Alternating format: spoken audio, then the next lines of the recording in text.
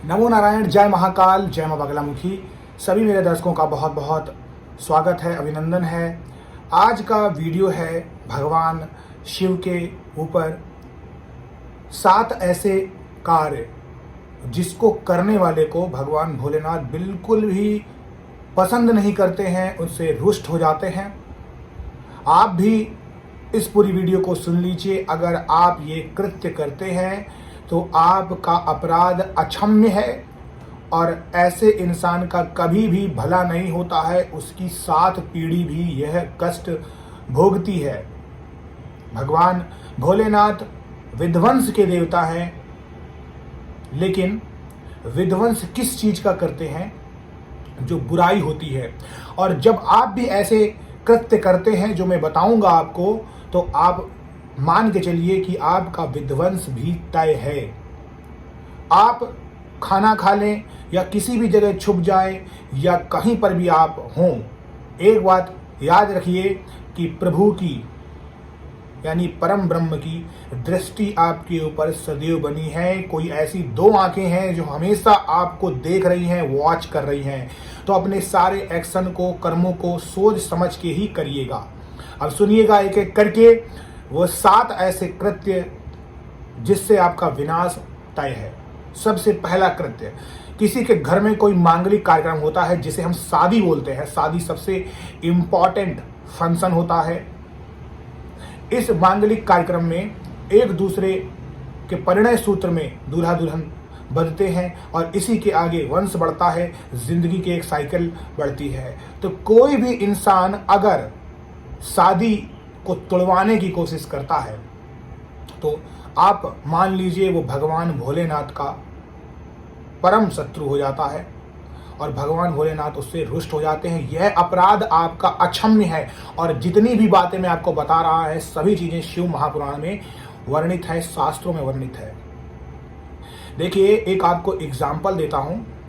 मैं किसी का नाम डिस्क्लोज नहीं करूंगा, नाम नहीं करना चाहिए। बस आपको एक एग्जाम्पल दे रहा हूं कि मुझे इंस्टाग्राम में डीएम आते हैं, महिलाओं के, खासकर की महिलाएं नहीं, लड़कियों के डीएम आते हैं कि मेरा बॉयफ्रेंड जो है, प्रेमी है, किसी और के प्यार में अब पड़ा हुआ है। मैं चाहती हूँ इन दोनों को अलग कर दें और मेरे प्रति आए।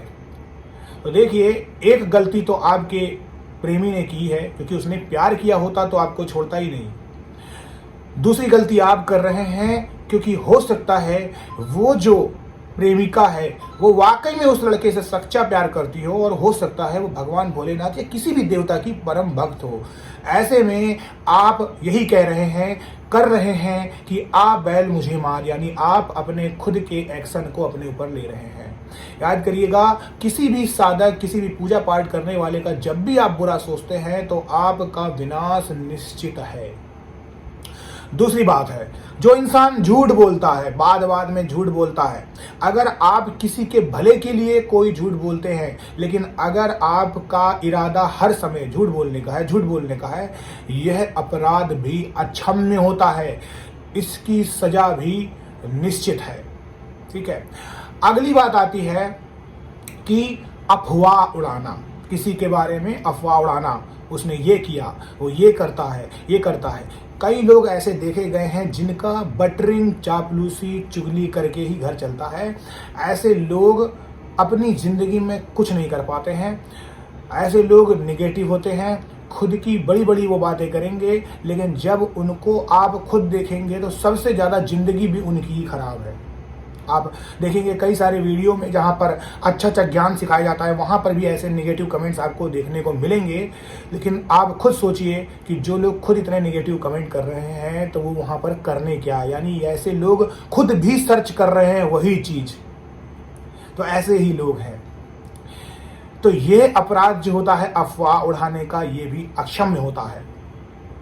अगली बात है, कोई भी इंसान गर्भवती महिला का अगर अपमान करता है, कोई भी पुरुष अगर गर्भवती महिला को अपमान करता है, छोड़ देता है, गाली गलौज करता है, इसी के साथ में जब महिला के मेंस्ट्रुअल साइकिल यानी पीरियड यानी माहवारी होती है, उस समय जो उसको कष्ट होता है, उस समय में खिल्ली उड़ाना, मजाक उड़ाना, कभी कभी महिलाओं के कपड़े गंदे हो जाते हैं। समाज में, क्लासरूम में, सोसाइटी में, जहां पर भी हो, ऐसी जगहों में अगर उसकी खिल्ली उड़ाई जाती है, मजाक उड़ाया जाता है, तो केवल एक इंसान नहीं, जो भी समाज पूरा उड़ाता है, उनका भी विनाश निश्चित है और इन कर्मों से कोई बच नहीं सकता है।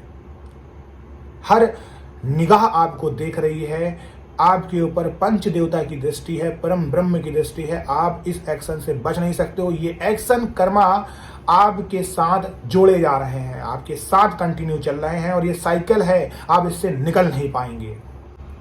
अगली बात आती है पैसों की धोखेबाजी। जो भी इंसान पैसे ले तो लेता है लेकिन देने का नाम नहीं लेता है।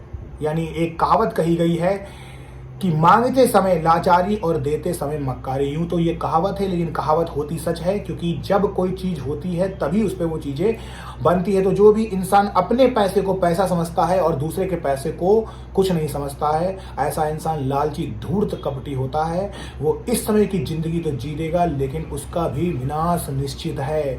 तो अपने पैसे को चाहे दूसरे के पैसे को समान दृष्टि से देखिए और देख पराई चूपड़ी मत ललचावे जी। यानी किसी की भी दूध में भीगी हुई रोटी या फिर घी में लगी हुई रोटी चुपड़ी हुई को देख के लालच नहीं करना चाहिए। जो आपके पास है वो पर्याप्त है, कल आपका भी समय आएगा।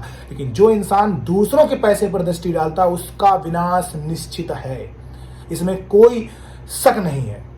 जो इंसान गलत रास्ता अपनाता है, बार बार कोई भी गलत रास्ते में चल गया, मदिरा पान कर रहा है, वैश्यावृत्ति की तरफ चला गया है, किसी ऐसी चीजों में चला गया जहां सरकार से उसे दंड मिलना निश्चित है, झूठ बोलता है बारी बारी से, अल्कोहल का सेवन करता है, ड्रग्स लेता है, कोई भी ऐसी एक्टिविटी करता है जिससे उसका नुकसान हो सकता है, तो ये अपराध भी अक्षम्य है। ऐसा इंसान जरूर धोखा खाता है। और देखिए, इसके लिए भगवान शिव की भी जरूरत नहीं है। ऐसा इंसान भगवान शिव की दृष्टि पड़ते ही वैसे तो अपने लिए गड्ढा खोल देगा, प्लानिटरी अपने पोजीशन को भी खराब कर लेगा और साथ साथ सरकार से भी दंड मिलना निश्चित है, इसमें कोई शक नहीं है।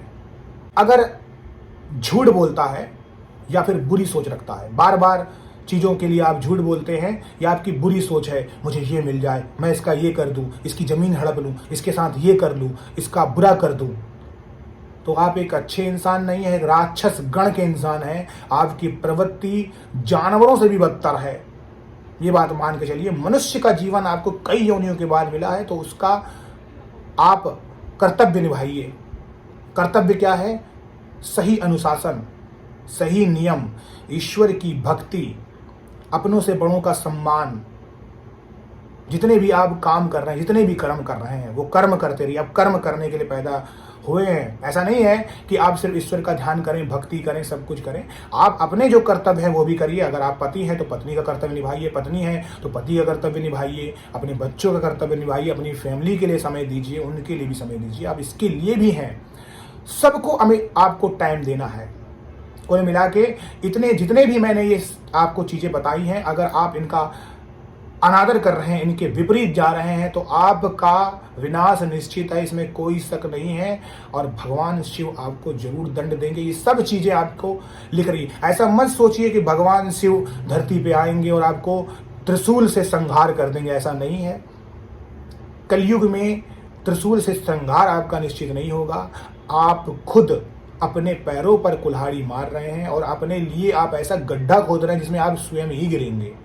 किसी की जरूरत नहीं होगी, बस भगवान भोलेनाथ को ऐसा करना है, विनाश हो गया आपका काम। तो कुल मिला के बस बात इतनी सी है कि जो भी आप कृत्य कर रहे हैं सब आपको फल मिलेगा। इंस्टेंट कर्मा नाम की एक चीज़ होती है। शनि भगवान आपको वॉच कर रहे हैं, भोलेनाथ आपको वॉच कर रहे हैं। बस भोलेनाथ अपने सेवक शनि जी को आदेश देंगे और शनि कर्म फलदाता है और कर्मों का दंड आपको मिलेगा। इसलिए ऐसे कोई भी कृत्य मत करिए, कर रहे हैं तो फिर करते रहिए। आप सभी लोगों का कल्याण हो, खुश रहिए, स्वस्थ रहिए। और मैं अपने इष्ट श्री हरि नारायण विष्णु से प्रार्थना करता हूँ आप सभी लोग ऐसे ही तरक्की करते रहें, आपकी झोली खुशियों से भर जाए। नमो नारायण। जय महाकाल, जय मां बगलामुखी।